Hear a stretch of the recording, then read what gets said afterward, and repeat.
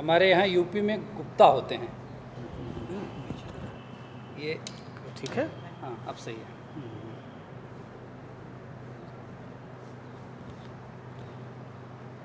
किसी भी समस्या का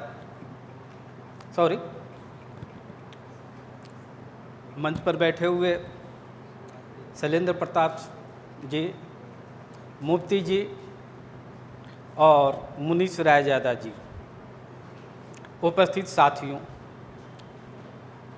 मुनीश रायजादा जी को मैं धन्यवाद देना चाहता हूं कि इतने गंभीर विषय पर उन्होंने एक पहल की है। और इस पहल को मैं हतोत्साहित नहीं करना चाहता।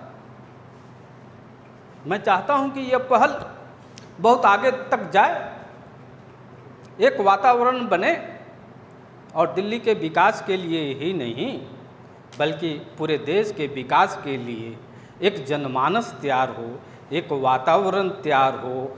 वैसा ही वातावरण तैयार हो जो 1942 में अंग्रेज़ों को भारत से विदा करने के लिए, खदेड़ने के लिए वातावरण तैयार हुआ था। वैसा ही एक आंदोलन तैयार हो जो 1965 में शास्त्री जी ने जय जवान जय किसान का नारा दिया था और उन्होंने कहा था कि भारत में अन्न की कमी है, कम से कम एक टाइम जो है लोग भोजन करना बंद करें तो अन्न की समस्या का समाधान हो जाएगा। वैसा ही आंदोलन हो, ये विचार मंथन आगे बढ़े जो इमरजेंसी में 1977 में एक बदलाव की उम्मीद हुई थी। लेकिन हमें ये सोचना चाहिए कि ये बदलाव की जो प्रक्रिया है वो विखंडित कैसे होती है, वो खंडित कैसे होती है, वो रुक कैसे जाती है।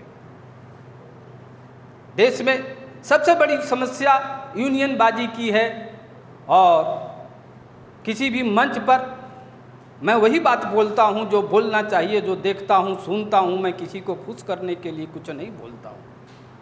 अगर रायजादा जी अगर सोचते होंगे कि इन्होंने बुलाया है, मंच दिया है, अगर मैं इन्हीं की बात बोलूं तो यह संभव नहीं हो सकता है।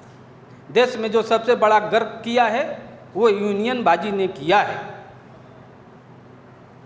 दुनिया की मजदूरों एक हो, मजदूर तो एक हुए नहीं, पूरी फैक्ट्रियां बंद हो गई, विकास का सिस्टम बंद हो गया,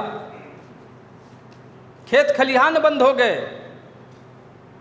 अगर किसान नहीं रहेंगे, किसानों की आर्थिक स्थिति नहीं रहेगी तो मजदूरों के विकास कैसे हो सकता है, इस पर चिंतन नहीं हुआ। अभी मंच पर भी मुझे यूनियनबाजी देखने को मिला। मैं उपाध्याय जी वकील को मैं बहुत सालों से जानता हूँ, उनकी टीम को भी जानता हूँ। उन्होंने सारे भ्रष्टाचार को बता दिया लेकिन अपना भ्रष्टाचार नहीं बताया। किस प्रकार वकील काले धन में जो है अपना रिश्वत लेते हैं, अपना जो है फीस लेते हैं। किसी भी बड़े वकील के पास जाइएगा 5 लाख से कम की सुनवाई नहीं होगी। कहेगा 5 लाख रुपया आप जमा कीजिए, तब मैं जो हूँ इस केस के बारे में देखूंगा कि मैं लड़ूं कि नहीं लड़ूं। वो लड़ने के फीस नहीं लेता है, ये तय करने के लिए फीस लेता है कि मैं लड़ूं कि नहीं। 5 लाख रुपया लेता है। एक वकील हरीश साल्वे हैं, आप लोगों को नहीं मालूम होगा। हरीश साल्वे को देश भर के कारपोरेट कंपनियां हर साल 400 करोड़ रुपए फीस इसलिए देती है कि वो हमारे खिलाफ कोई केस न लड़े। केस लड़ने के लिए 400 करोड़ नहीं मिलता है। 400 करोड़ रुपया इसलिए मिलता है कि कोई उपभोक्ता, कोई आम आदमी हमारे के खिलाफ केस लड़े तो आपको लड़ना नहीं है।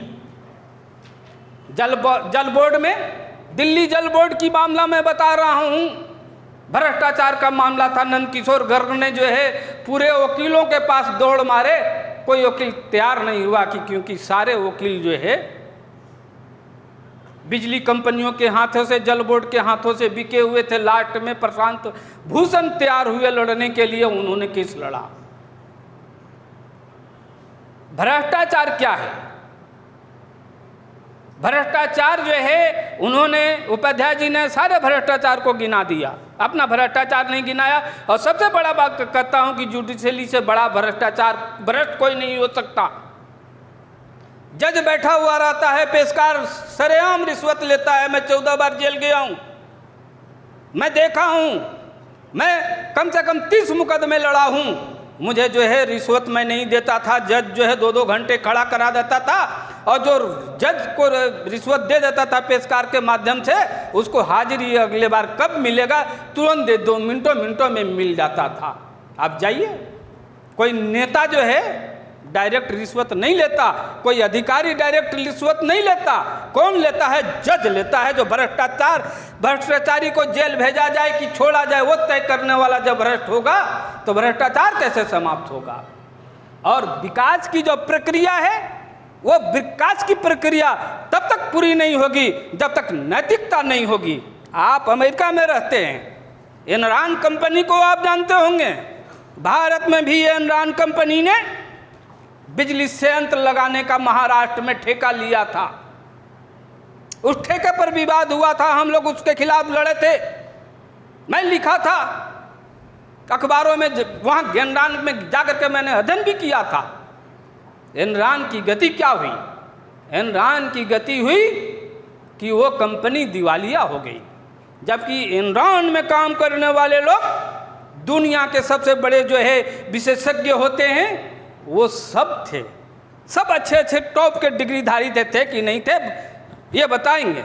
लेकिन वो कंपनी दिवालिया हो गई। क्यों दिवालिया हो गई? जब दुनिया के सारे प्रतिष्ठित लोग, दुनिया के सबसे श्रेष्ठ विशेषज्ञ लोग, एक्सपीरियंस लोग उस कंपनी को चला रहे थे, तो उस कंपनी जो है क्यों दिवालियापन हो गई? इसलिए वो कंपनी दिवालियापन हो गई कि वैल्यू सिस्टम नहीं था। एक स्टूडेंट उस पर पीएचडी एनरॉन पर किया है, उसने निष्कर्ष लिखा कि इसलिए यह कंपनी जो है दिवालिया हो गई, समाप्त हो गई, कि इसमें जो काम करने वाले थे उनमें वैल्यू नहीं थी, नैतिकता नहीं थी। अगर नैतिकता नहीं होगी तो कोई भी डेवलपमेंट नहीं हो सकता, कोई भी विकास नहीं हो सकता, कोई भी जो है प्रगति नहीं हो सकती है, कोई भी उन्नति नहीं हो सकती है, कोई भी विचार प्रवाह गांवों तक नहीं जा सकता है। यहाँ पर रह करके सीमित होकर के खत्म हो जाता है। सबसे जरूरी है नैतिकता। और नैतिकता आती कहाँ से? जब तक नैतिकता नहीं होगी। नैतिकता की परिभाषा है, मैं एक सेमिनार में गुजरात में था, वहाँ बोला कि जे क्या कहा जाता है, कौन राजनीति कहा जाता है, दूसरी राजनीति कहाँ से शुरू होगी? वैकल्पिक राजनीति। तो हमने कहा कि आप लोग वैकल्पिक राजनीति के बारे में जानते क्या हैं? वैकल्पिक राजनीति कैसे शुरू होगी? आप वैकल्पिक राजनीति के पात्र नहीं हैं। लोग बोला कैसे पात्र नहीं हैं? हमने कहा कि जे आप डिजाइनदार कपड़े पहन करके आए हुए हैं, एयर कंडीशन में रहने वाले लोग हैं, आप लोग झूठ बोलने वाले लोग हैं, आप लोग बेईमानी करने वाले लोग हैं। आप कहिएगा कि जो जनता मेरे पीछे चले, और जनता को बेच कर करके आप अपना धन इकट्ठा करने वाले लोग हैं, इसीलिए आप वैकल्पिक राजनीति का नेतृत्व नहीं कर सकते। वैकल्पिक राजनीति का नेतृत्व करना है तो आपको गांधी की ओर देखना पड़ेगा, आपको जो है गांधी की लंगोटी को देखना पड़ेगा। देश की जनता ने स्वीकार क्यों किया गांधी को?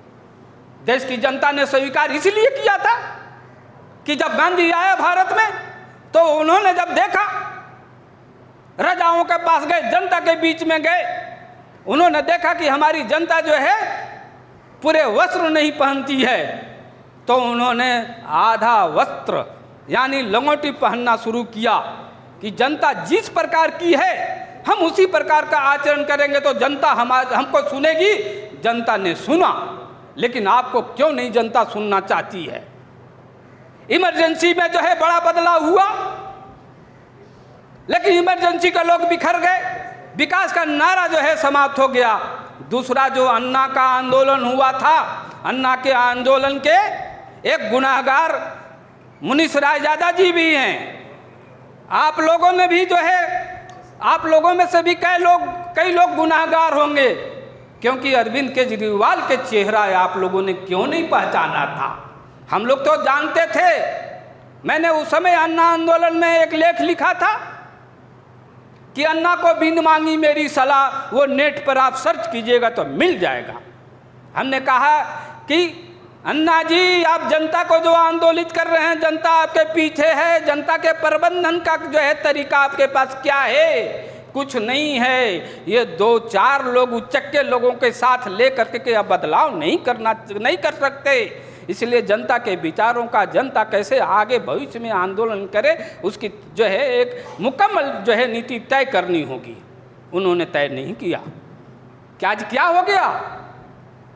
आज जो है यहाँ पर किस प्रकार से अराजकता है, किस प्रकार से बेईमानी है, किस प्रकार से भ्रष्टाचार है, वो कौन नहीं जानता है। और दिल्ली के विकास की बात कर सकते हैं तो तय जो है राजनीति करती है। एक व्यक्ति ने बोला राजनीति बहुत बुरी चीज़ है, राजनीति में हमें नहीं होना चाहिए।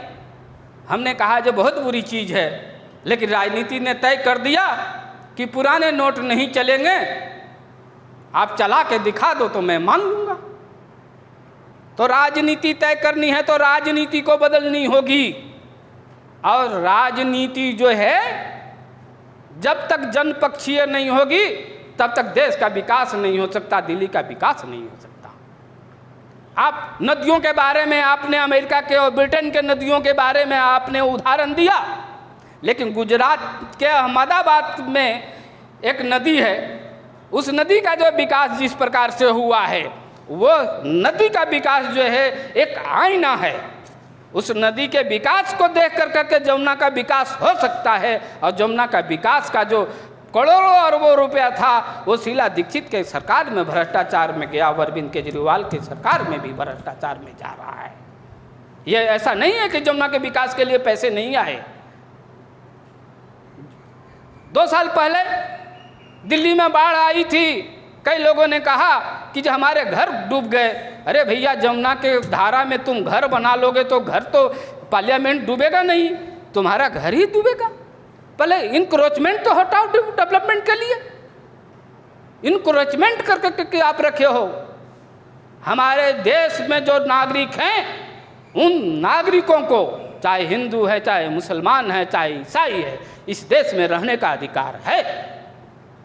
लेकिन हमारे देश में जो विदेशी नागरिक हैं, जो नाजायज जो है तरह से रह रहे हैं, रोहिंग्या रह रहा है, कई और बांग्लादेशी रह रहे हैं, वो दिल्ली के जो है सीने पर बैठ कर करके जो है मूंग दल रहे हैं। उसके बारे में कोई नीति नहीं है। मैं एक जगह का पढ़ रहा था कि रेलवे की ज़मीन, रेलवे के जो ट्रैक के सामने, ट्रैक के 5 फीट के अंदर में झोपड़ियाँ बना के रह रहे हैं, और उसको खाली कराने के लिए रेलवे के लोग गए तो सुप्रीम कोर्ट ने रोक लगा दिया। अब डेवलपमेंट कहाँ से करेंगे? पार्लियामेंट का नई बिल्डिंग बन रही है, उस बिल्डिंग का जो भी नाम हो, उस बिल्डिंग नहीं बने इसके लिए सुप्रीम कोर्ट में PIL दाखिल किया गया। महीनों उस पर भारत सरकार केस लड़ी। तो विकास कैसे हो सकता है? और सबसे बड़ी बात बता रहा हूं, आपको कोई नहीं बताएगा कि 4G अभी हम लोग उपयोग करते हैं, 5G के लिए शोध चल रहा है, 5G लाने के लिए चल रहा है। विदेशों में कई जगह शायद 5G चल रहा है, लेकिन भारत में नहीं चल रहा है। सुप्रीम कोर्ट में यह याचिका, रीट याचिका दायर होती है कि 5G का जो है शोध रोका जाए। और दाखिल करने वाला कौन होती है?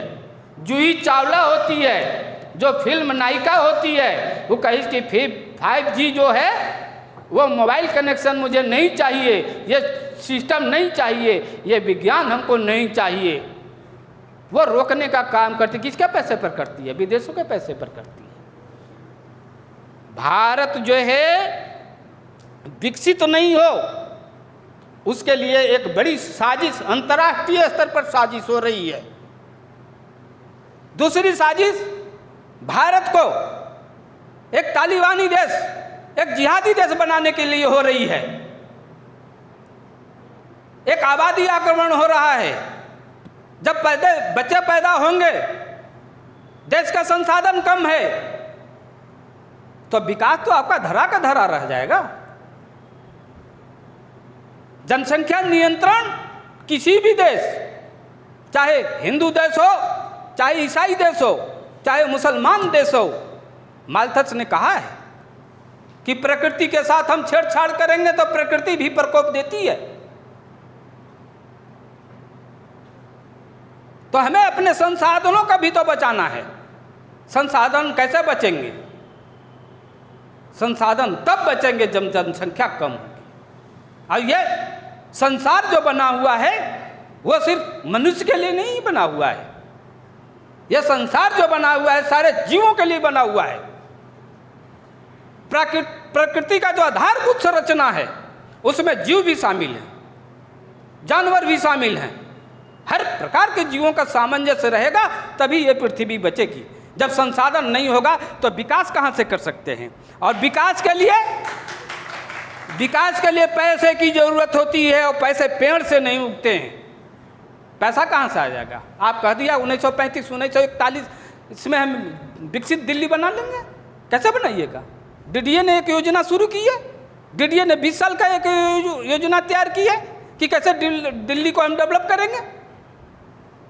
हमने पढ़ा है, 600-700 पेज का रिपोर्ट है, मैंने देखा है, अभी नेट पर देख सकते हैं। लेकिन उसमें नहीं है जब पैसा आएगा कहाँ से? तो पैसा जनरेट कैसे होगा?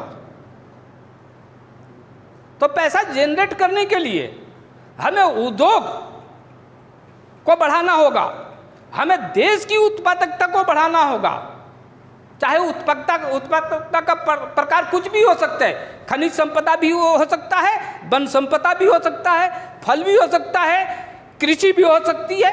बहुत सारी चीज़ें जो है, मैं 2-3 मिनट में खर्च, बहुत सारी चीज़ें जो है उत्पादकता के लिए हम विकसित कर सकते हैं। जब उत्पादन हमारे यहाँ बढ़ेगा तब हमें पैसा आएगा, टैक्स के रूप में पैसा आएगा, हमें जो है और चीज़ों में आएगा, तब हम विकास कर सकते हैं।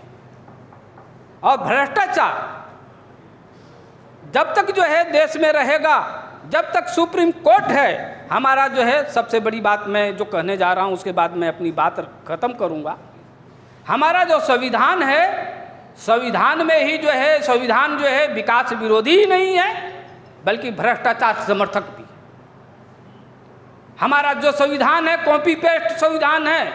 आज संविधान को जानने वाले लोग ये देख लें, अभी तक 130 संशोधन मेरे संविधान में हो गया है। पूरी दुनिया में कोई ऐसा संविधान नहीं है जो इतने कम समय में 130 संशोधन हो गया हो। जब संविधान ये कहता है कि संविधान का एक अंग न्यायपालिका आरजक हो, सभी के ऊपर आरजक हो, तो आप जो है देश को कैसे चला सकते हैं? राजनीति की बात, चुनाव में जीत करके आने वाले लोगों को तय करने का अधिकार होना चाहिए कि देश किस प्रकार से चलना चाहिए। ये जो है कुछ कोर्ट में कुछ काले जो है टाई और पैंट कोट पहनने वाले लोग हैं, उनको ये अधिकार नहीं होना चाहिए। तो मैं अंतिम में ये कहना चाहता हूँ कि विकास का आपका जो है ये एजेंडा जो है बहुत अच्छा है, लेकिन एजेंडे को जो है लागू करने के लिए आप गांधी की ओर देखिए, सरदार भगत सिंह की ओर देखिए, सुभाष चंद्र बोस की ओर देखिए। मानसिकता तो यहाँ पर है कि गांधी पैदा ले, सुभाष चंद्र बोस पैदा ले, भगत सिंह जैसे लोग पैदा ले, लेकिन हमारे यहाँ नहीं ले, पड़ोसी के घर में ले, तो इसमें विकास हो सकता है? इन्हीं बातों को मैं कह करके अपनी बात जो है समाप्त करता हूँ।